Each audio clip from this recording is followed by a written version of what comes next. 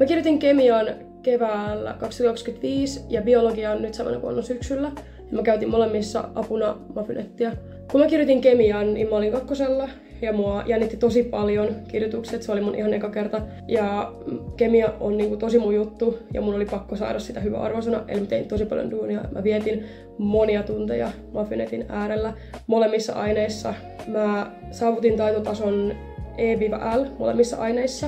Mun mielestä Mafynetissä on tosi kivoja tehtäviä, on helppoja ja on vaikeita ja on hyvä olla oikeasti molempia, että kaikkien taitotasolle ja tavoitetasolle löytyy jotain, mutta erityisesti on hyvä, että on niitä hankalampia tehtäviä. Harjoittelu ei jää niin tosi yleiselle tasolle, vaan mennään myös syvennytään niin tehtäviin oikeasti. Ja kun mä tein Mafynetillä, niin mä oikeasti ymmärsin, että mun oma taitotaso on siitä mun omasta harjoittelusta kiinni, että se riippuu tosi paljon siitä, että kuinka mä teen itse töitä.